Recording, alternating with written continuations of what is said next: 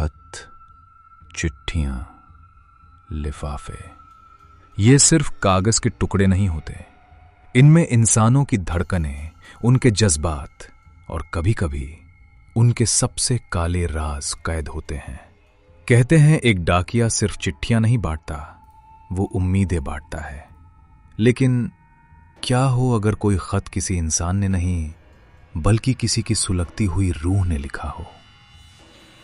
भैरवगढ़ का पुराना डाकघर शहर की भीड़ से बहुत दूर, कोहरे और सन्नाटे की चादर ओढ़े एक ऐसी इमारत जहां की घड़ियों ने बरसों पहले चलना बंद कर दिया था।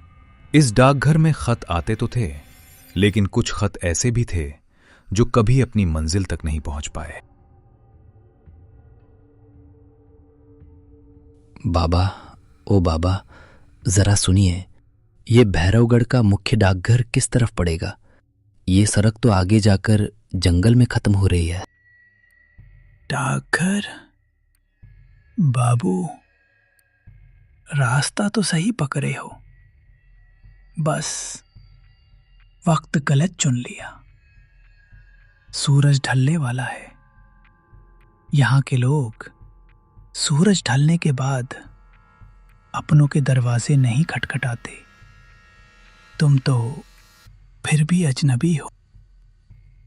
मतलब बाबा, मुझे बस रास्ता बता दीजिए, मुझे आज ही ज्वाइनिंग करनी है। उस पीपल के पेड़ से दायां मुड़ जाना। लेकिन बाबू, अगर रास्ते में पीछे से कोई आवाज दे, कोई तुम्हारा नाम लेकर पुकारे, तो मुड़कर मत देखना। इस गांव की हवाओं को नए लोगों के नाम बहुत जल्दी याद हो जाते हैं। देव शहर का पढ़ा लिखा लड़का था। उसने बाबा की बात को गांव का अंधविश्वास समझा, लेकिन उसे नहीं पता था कि यह चेतावनी उसकी जिंदगी की आखिरी चेतावनी हो सकती थी। एक बहुत पुरानी जर्जर इमारत जिस पर जंग लगा हुआ बोर्ड टंगा है, भारतीय डाक, भैरवगढ़। अंदर का माहौल बहुत सीलन भरा और पीला है। एक लालटेन टंगी है, दीवारों पर धूल खाए हुए बक्से हैं। एक बूढ़ा आदमी, रघुनाथ काका, अपनी डेस्क पर झुका हुआ है और मुहर लगा रहा है। मैं देव हूं, शहर से। मेरा यहां भैरवगढ़ पोस्ट ऑफिस में ट्रांसफर हुआ है। आप ही रघुनाथ काका है ना? काका, आपको सुनाई दे रहा है? मैंने आज ही हेड ऑफिस में। आवाज नीची रखो लड़के। इस गांव की दीवारें सिर्फ सुनती नहीं हैं, वो जवाब भी देती हैं। शहर की पक्की सड़कों पर साइकिल चलाने की आदत है तुम्हें। यहां की पगडंडियां लोगों को उनकी मंजिल तक नहीं, सीधे शमशान तक ले जाती हैं। मैंने तो ऊपर खत लिखा था कि हमें किसी नए डाकिये की जरूरत नहीं है। तुम क्यों आ गए यहां मरने के लिए? मरने के लिए? काका, आप भी कैसी बातें कर रहे हैं? सरकारी नौकरी है, जहां पोस्टिंग मिलेगी वहां तो आना ही पड़ेगा। वैसे मुझसे पहले जो डाकिया यहां था, रमेश नाम था शायद उसका, वो कहाँ है? उसका अचानक ट्रांसफर कैसे हो गया? रमेश का नाम सुनते ही रघुनाथ काका के हाथ कांप जाते हैं। उनके हाथ से मुहर छूटकर मेज पर गिरती है। वो अपनी कुर्सी से उठते हैं और देव के बिल्कुल पास आ जाते हैं।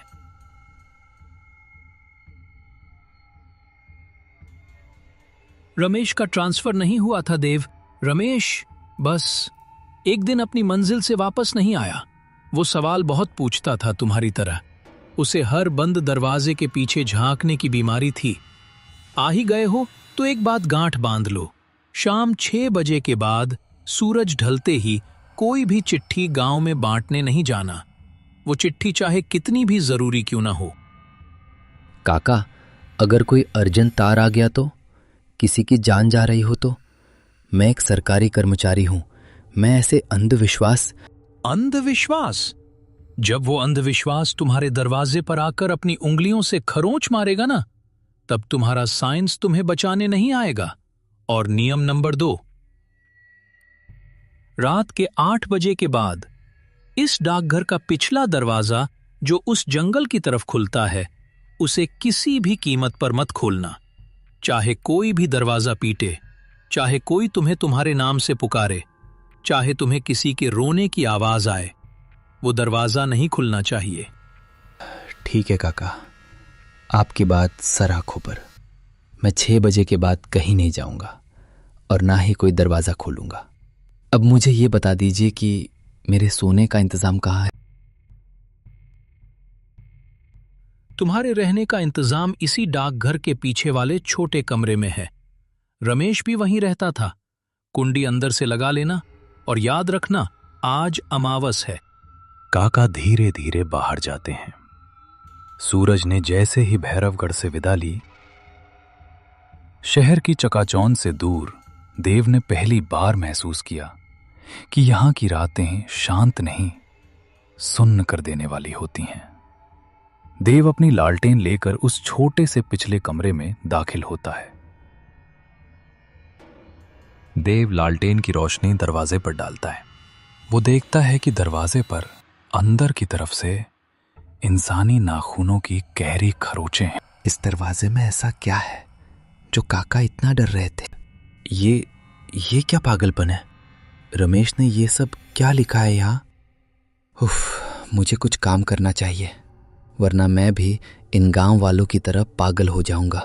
रात के 9:30 बज रहे हैं। देव वापस मैन ऑफिस की डेस्क पर आ गया है। बाहर जोरदार बारिश हो रही है। वो एक एक करके कल की चिट्ठियां छांट रहा है। भैरवगढ़, शांति देवी, भैरवगढ़, सब तो नॉर्मल चिट्ठियां हैं। काका भी खामखा। अरे ये लिफाफा, ये बाकी सबसे अलग क्यों है? ये गरम क्यों है? इस पर तो कोई डाक टिकट भी नहीं है। नाम अज्ञात, पता चील घाटी वाला घर, भैरवगढ़। अचानक डाकघर के ठीक उसी पिछले दरवाजे पर एक बहुत ही धीमी, ठंडी और खोखली दस्तक होती है। खट खट खट। कौन है वहां इतनी रात को? देखिए, जो भी है, डाकघर बंद हो चुका है। काका ने बाहर से ताला लगा दिया है। कल सुबह आइएगा। कल कभी नहीं आता देव। 20 साल से मैं इंतजार कर रही हूं। मेरी आग अभी भी बुझी नहीं है।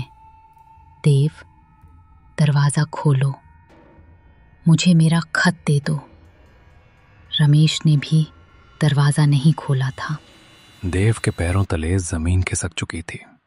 दरवाजे के उस पार जो भी था, उसे देव का नाम पता था। काका ने सच कहा था, यहां पगडंडियां शमशान तक ले जाती हैं। और आज रात वो शमशान खुद उस बंद दरवाजे के बाहर खड़ा था, अपना वो आखिरी खत मांगने, जो शायद कभी लिखा ही नहीं गया था। रात कितनी भी खौफनाक क्यों ना हो, सुबह की पहली किरण हमेशा एक झूठी तसल्ली लेकर आती है। इंसान सोचता है कि जो अंधेरे में हुआ वो महज एक बुरा सपना था, जो आंख खुलते ही खत्म हो जाएगा। लेकिन देव के लिए वो रात कोई सपना नहीं थी, वो एक दस्तक थी मौत के दरवाजे से।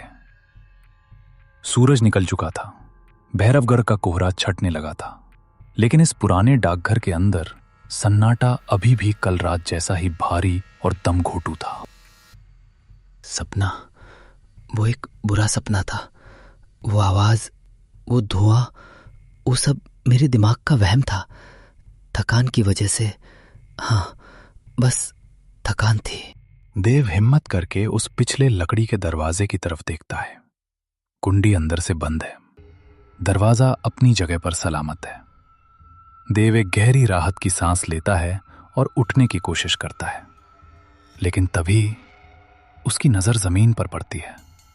दरवाजे के नीचे की झिर्री से लेकर देव की चारपाई तक किसी के जले हुए पैरों के काले निशान बने हुए हैं, और चारपाई के ठीक सिराने मेज पर वो ही खून जैसा लाल लिफाफा रखा है, जबकि देव ने उसे बाहर वाले कमरे में छोड़ दिया था।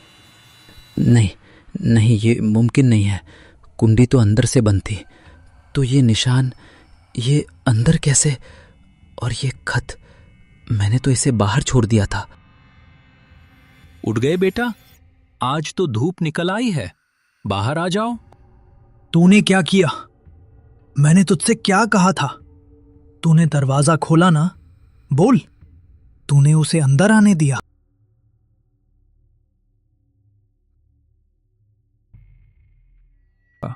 कसम से मैंने दरवाजा नहीं खोला। कुंडी अभी भी लगी है, आप खुद देख लीजिए। वो आवाज, वो मेरा नाम ले रही थी, वो रो रही थी और वो रमेश के बारे में पूछ रही थी। कौन है वो काका? रमेश को क्या हुआ था? और ये खत अपने आप मेरे बिस्तर तक कैसे आया? रमेश मेरे अपने बेटे जैसा था देव। वो भी तुम्हारी ही तरह सवाल पूछता था। उसे हर राज जानने की बीमारी थी और वो राज ही उसे निगल गया। काका देव की आंखों में देखते हैं, उनकी आंखें खौफ से चौड़ी हैं। तुम शहर वालों को लगता है कि हर पते पर कोई इंसान रहता है जो दरवाजा खोलेगा, पर चील घाटी, वहां कोई इंसान नहीं रहता देव। वहां सिर्फ राख बसती है और एक कभी न बुझने वाली आग। देव, चील घाटी में क्या हुआ था काका? मुझे पूरा सच जानना है। मैं एक सरकारी डाकिया हूं। अगर इस खत पर किसी का पता लिखा है तो मुझे उसे डिलीवर करना होगा। शायद इसीलिए वो रूह मुझे परेशान कर रही है। मैं वो खत चील घाटी लेकर जाऊंगा। पागल हो गए हो तुम? चील घाटी कोई नहीं जाता। वो कोई आम खत नहीं है, वो बद्दुआ है। जो भी डाकिया उस खत को लेकर चील घाटी के उस जले हुए घर तक गया, वो वापस लौटकर नहीं आया। वो लिफाफा इंसानी खून से लिखा गया है। इसे जला दे देव, अभी इसी वक्त स्टोव की आग में डाल दे इसे। अगर आज की रात इस खत ने यहां गुजारी तो ये रूह पूरे डाकघर को राख कर देगी। जला इसे। आग ने कागज को तो जला दिया, लेकिन काका ये भूल गए थे कि जो चीज पहले से राख हो चुकी हो उसे दुनिया की कोई आग नहीं जला सकती। देव ने उस सुलगते हुए डाकघर से बाहर कदम रखा। काका ने उसे सिर्फ आधा सच बताया था। देव का जहन सवालों से फट रहा था। वो जानना चाहता था कि आखिर 20 साल पहले चील घाटी में ऐसा क्या हुआ था जिसने एक रूह को इतना खूंखार बना दिया। दोपहर का समय है। देव गांव की कच्ची पगडंडियों पर घूम रहा है। वो कुछ चिट्ठियां बांटने के बहाने लोगों से बात करने की कोशिश करता है। राम राम भाइयों, मुझे एक बात पूछनी थी। ये चील घाटी वाला रास्ता कहाँ से जाता है? बाबू, अपना काम करो। यहाँ चील घाटी के नाम पर कोई बात नहीं होती। जाओ यहाँ से। देव निराश और थका हुआ गांव के बाहर एक बहुत पुराने सूखे हुए बरगद के पेड़ के पास बैठता है। पीछे से एक बहुत ही बूढ़ी, हड्डियों का ढांचा लग रही औरत भैरवी माई वहां आती है। उसने मटमैले काले कपड़े पहने हैं और उसके चेहरे पर बहुत गहरी झुर्रियां हैं। उसकी दोनों आंखें पूरी तरह सफेद हैं। वो अंधी है। जिन रास्तों पर मुर्दे चलते हो बाबू, वहां का पता इन जिंदा और बुज़दिल लोगों से नहीं पूछा करते। तू नया डाकिया है ना? तेरे कपड़ों से राख की बदबू आ रही है। माई, आपको कैसे पता? आप जानती हैं चील घाटी के बारे में? कोई गांव वाला बात नहीं कर रहा। काका ने कहा वहां सिर्फ राख है। आखिर 20 साल पहले ऐसा क्या हुआ था वहां? काका ने सच कहा, वहां राख है, पर वो राख किसी जमाने में एक बहुत खूबसूरत औरत हुआ करती थी बाबू। उसका नाम था सावित्री। उसका पति फौज में था, सरहद पर। सावित्री चील घाटी के उस अकेले घर में रोज दरवाजे पर बैठकर अपने पति की चिट्ठी का इंतजार करती थी, लेकिन चिट्ठी नहीं आई। आया तो उसके पति की मौत का पैगाम। बेचारी, फिर उस घर में आग कैसे लगी? क्या गांव वालों ने? गांव वाले तो हमेशा से कायर थे बाबू। आग उन्होंने नहीं लगाई थी। सावित्री अकेली थी और इस गांव में एक आदमी था जिसकी नीयत बहुत काली थी। वो एक ऐसा भेड़िया था जो उस अकेली औरत पर अपनी नजर गड़ाए बैठा था। जब सावित्री ने उसे धक्के मारकर अपने घर से निकाल दिया तो उस आदमी के घमंड को चोट लग गई। हे भगवान, ये तो कत्ल है। कौन था वो आदमी माई? मुझे नाम बताइए। अगर वो खत उस कातिल के नाम है तो मैं पुलिस को दूंगा। मैं उसे... तू शहर का कानून यहाँ मत ला बाबू। वो आदमी कौन है ये मैं नहीं बताऊंगी, लेकिन वो जानती है। जलने से ठीक पहले सावित्री ने अपने ही खून से वो लाल खत लिखा था।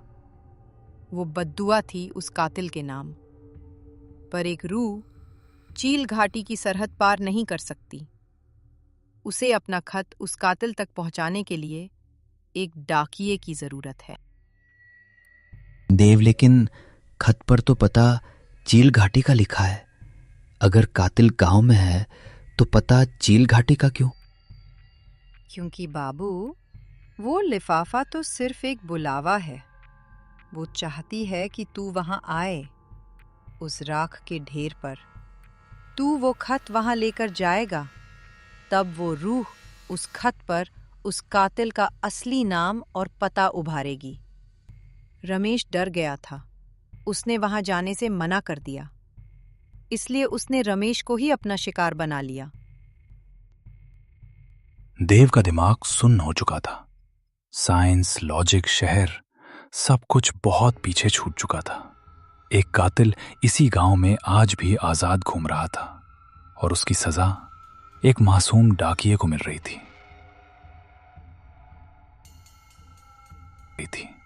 देव दौड़ते हुए डाकघर के अंदर घुसा। उसे काका को बताना था कि उसे आज रात वहां जाना ही होगा, वरना वो रूह उसे मार डालेगी। देव जैसे ही अंदर आता है, पूरा डाकघर खाली है। रघुनाथ काका वहां नहीं है। उनकी छतरी और चाबियां भी मेज से गायब है। तभी देव की नजर पिछले कमरे में रखे उस स्टोव पर पड़ती है जहां उसने सुबह काका के सामने खत जलाया था। ये जला नहीं, ये आग से नहीं जला। काका कहाँ गए आप? इंसान अंधेरे से नहीं डरता, वो इस बात से डरता है कि उस अंधेरे में उसके साथ और कौन है। देव के सामने वो दरवाजा खुला था जिसे पिछले 20 सालों में किसी ने पार नहीं किया था। भैरवी माई के कहे अनुसार आज अमावस की रात थी और अगर देव ने वो खत नहीं पहुंचाया तो कल का सूरज वो कभी नहीं देख पाएगा। बद्दुआओं को दुनिया की कोई आग नहीं जला सकती और आज उस बद्दुआ को अपनी मंजिल तक पहुंचना ही था। अचानक घुप अंधेरा छा जाता है। सिर्फ देव के हाथ में मौजूद वो लाल खत चमक रहा है। खत की रोशनी में देव देखता है कि पैरों के पीछे से कुछ धुंधली जली हुई आकृतियां उसे घूर रही हैं। तुम आ गए देव। रमेश बीच रास्ते से ही लौट गया था, पर तुम हिम्मत वाले हो। आओ, मेरी राख अभी भी गर्म है। मैं आ रहा हूं, मुझे मत मारना। मैं तुम्हारा खत लेकर आ रहा हूं।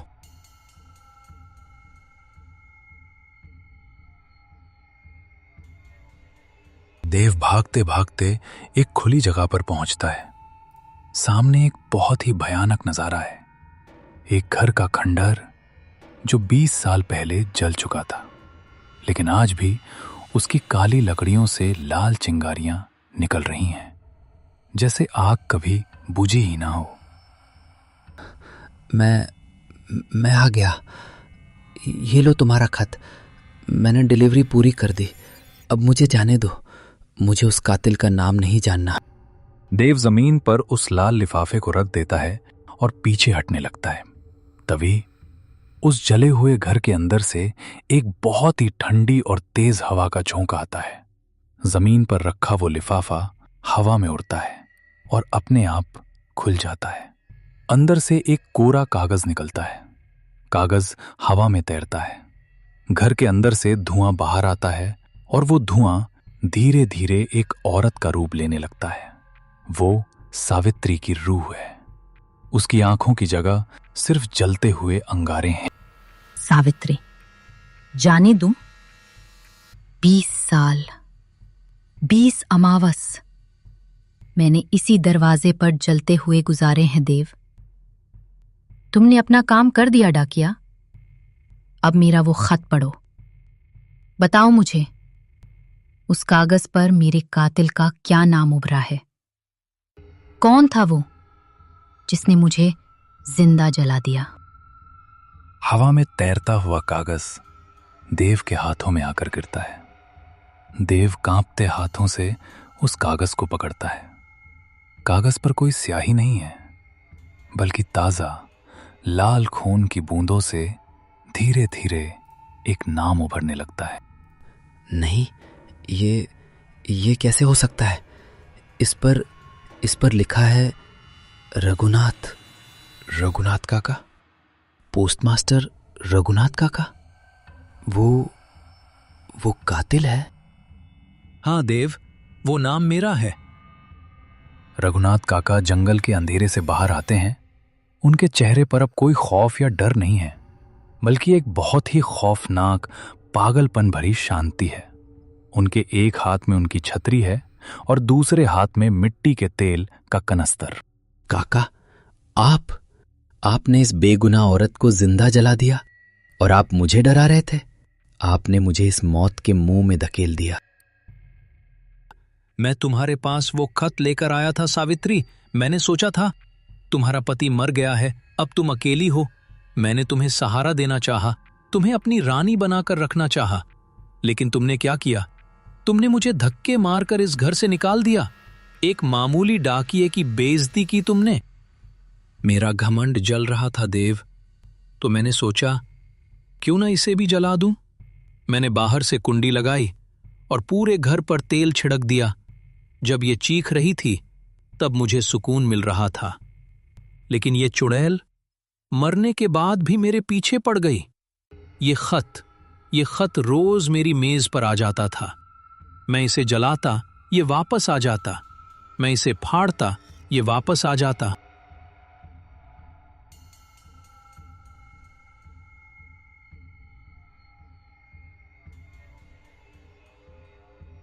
और रमेश? आपने रमेश को भी मार दिया? रमेश बहुत अक्लमंद था। उसने खत पर मेरा नाम उभरते हुए देख लिया था। वो पुलिस के पास जाने वाला था, तो मैंने उसे उसी पिछले कमरे में हमेशा के लिए सुला दिया। और आज रात मैं तुम्हें भी यहीं इस राख में मिला दूंगा देव, ताकि ना कोई डाकिया बचे और ना ये खत कभी डिलीवर हो पाए। 20 साल से जिस सच्चाई को काका ने उस डाकघर की दीवारों में दफन कर रखा था, आज वो उनके सामने खड़ी थी। काका का गुरूर आसमान पर था। वो भूल गए थे कि कुछ हिसाब इंसानी अदालत में नहीं, बल्कि कुदरत की अदालत में होते हैं। मुझे छोड़ दे डायन। अर्ग! तुमने मेरा खत पढ़ लिया था ना रघुनाथ? अब देखो मेरी आग कैसी होती है। माचिस की कोई तीली नहीं जली थी, लेकिन काका के जिस्म से अचानक धधकती हुई आग की लपटें उठने लगीं। ये वो आग थी जो सावित्री ने 20 सालों तक अपने सीने में दबाए रखी थी। बचाओ देव, मुझे बचा लो, मैं जल रहा हूं। खत्म, सब खत्म हो गया। ये खत, इसने अपना पता ढूंढ लिया। कहते हैं बद्दुआ तभी तक पीछा करती है जब तक उसे उसका इंसाफ नहीं मिल जाता। सावित्री की राख को 20 साल बाद आज ठंडक मिल रही थी। कातिल अपनी सजा पा चुका था। अगले ही दिन देव ने डाक विभाग से हमेशा के लिए इस्तीफा दे दिया। भैरवगढ़ का वो पुराना डाकघर आज भी वहीं वीरान खड़ा है, लेकिन अब रात के 8 बजे के बाद उस पिछले दरवाजे पर कोई दस्तक नहीं होती। पर अगर कभी आपके घर कोई ऐसा खत आए जिसके किनारे जले हुए हों, तो उसे खोलने से पहले एक बार सोच जरूर लेना, क्योंकि हर खत किसी जिंदा इंसान ने नहीं लिखा होता।